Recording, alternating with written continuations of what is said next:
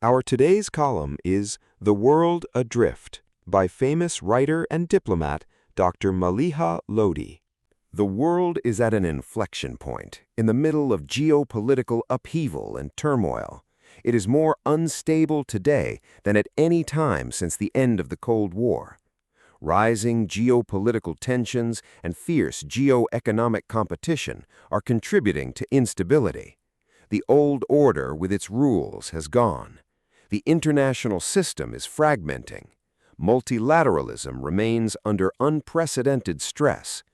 Power shifts continue to reshape the international landscape, marking the advent of a multipolar era. The disregard for international law and norms by big and regional powers has left countries having to navigate a ruleless terrain at a time of uncertainty and volatility. Hard power is back, and with a vengeance. Not that it ever went away, but now it's the first option, not the last, for powerful countries to use to bend other states to their will. Diplomacy only happens after missiles fly. The U.S. and Israel's attack on Iran, Russia's invasion of Ukraine, Israel's war on Gaza, Lebanon, and Syria, and India's military action against Pakistan all testify to the increasing use of force. All these actions flouted international law and the legal prohibition on the use of force. They were carried out with impunity, further fragmenting an already crumbling global order. The future outlook isn't just troubled, it appears chaotic. What should we make of this state of disorder? A number of recent books deal with a world in transition, the present disarray, and what might follow. They include The Triangle of Power, Rebalancing the New World Order by Alexander Stubb, The Return of the Great Powers by Brendan Sims, and Statecraft, The New Rules of Power in a Divided World by Jack Watling. These scholarly works offer insightful, though varying perspectives on the current state of play and differ in how they see the future panning out. Stubb is the president and former prime minister and foreign minister of Finland. He draws on that experience for his analysis of the international system and how to address its weaknesses. The liberal world order is in tatters, he argues, and trust that has been the basis of the international system is broken. What happens next will depend on the interplay between the triangle of the global West, U.S. and Western allies, the global East, Russia, China, and the global South, the global majority. The latter is underrepresented in the current global system and wants a redistribution of power. It does not want to take sides, but seeks agency in the system. Stubb sees the global South playing a key role in rebalancing and shaping the new order. He calls for cooperative multilateralism and choosing Helsinki over Yalta. This means accommodating the views and interests of the global South and economically empowered middle powers by more powerful states. Cambridge historian's Brendan Sims' compelling book is about the return of traditional geopolitics and the new great power world. This is seen as a departure from the post-Cold War period when international law and economic cooperation were dominant. Globalization was valued as delivering benefits for all.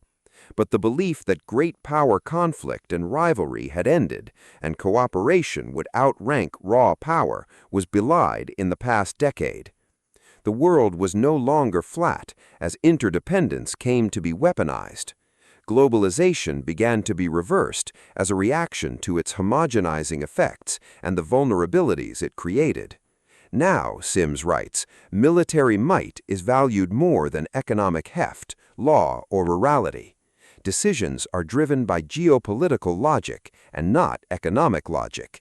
Hence, geopolitics may kill us before climate change does. Global governance is in retreat as major powers compete for primacy. But this doesn't mean great powers can do what they want and succeed. There are constraining factors. Nevertheless, Sims sees great powers dominating the world in the foreseeable future and shaping the new order, but without a single hegemon. He points to the risks of war between the great powers and urges the need for a strategy that recognizes that reality and seeks to deal with it.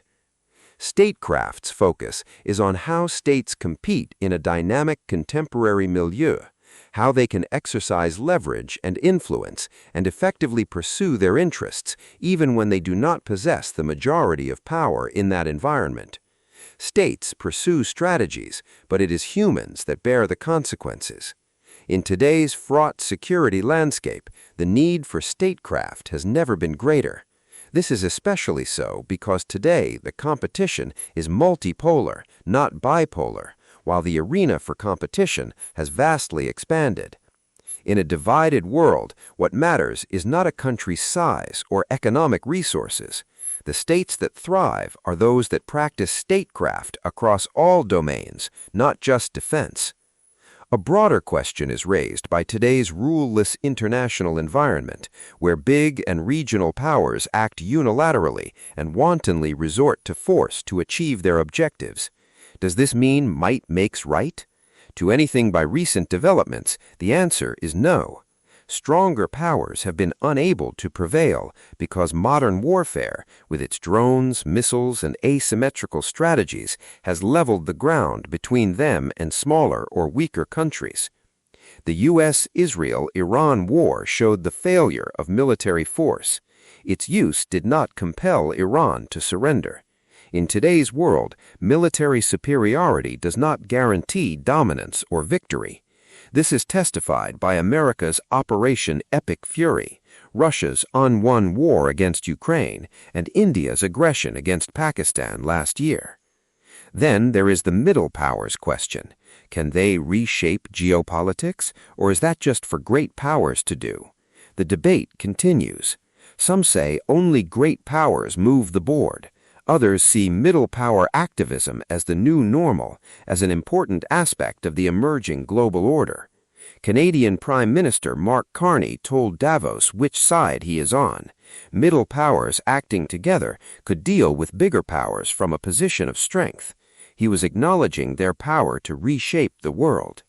Countries must adapt to a shifting global environment, but the problem isn't just complexity. It's a fractured and unmoored world that will remain volatile and unpredictable for the foreseeable future. Thank you for watching. If you like the video, do like, share, and subscribe.